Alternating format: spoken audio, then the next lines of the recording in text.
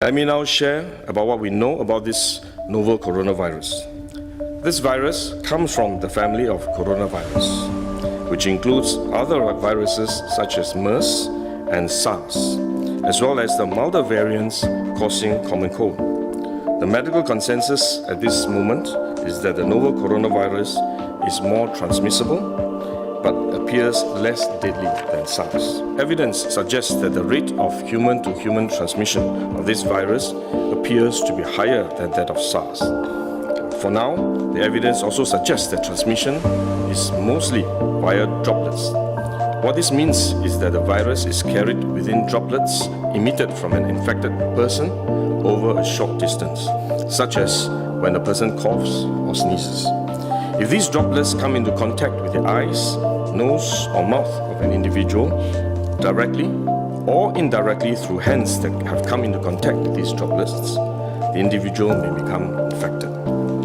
To clarify, there is no evidence currently to suggest that the virus is airborne. There are other viruses, such as the chickenpox, which can easily be transported via air currents and do not require droplets to contact the eyes or nose.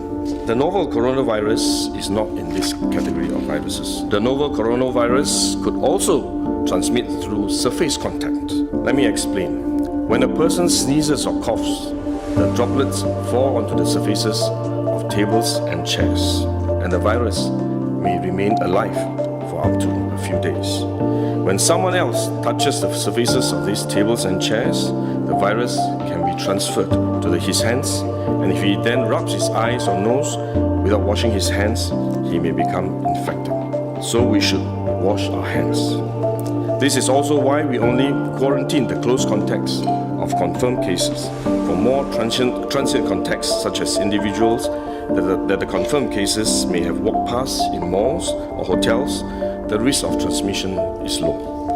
For coronavirus generally, the person is most infectious when he is displaying symptoms, or what you call symptomatic, and this is likely to be the case for the novel coronavirus as well. There is evidence of limited spread from a person without symptoms during the incubation period.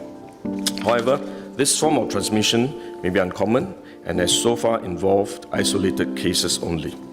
At this point, the evidence still points towards higher transmissibility when the person is displaying symptoms.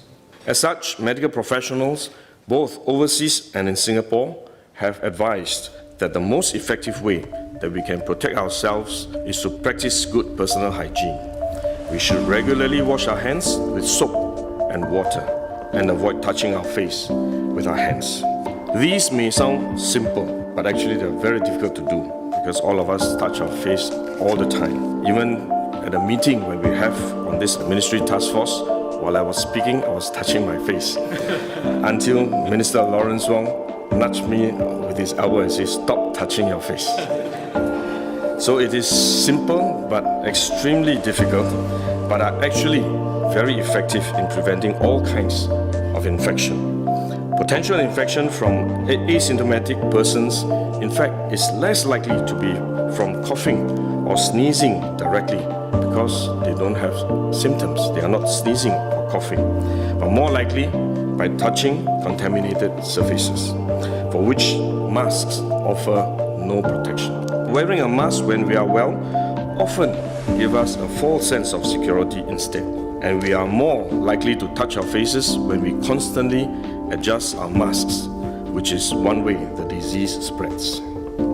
At the same time, we need to protect others, our loved ones, friends, colleagues, and fellow Singaporeans that we come into contact with.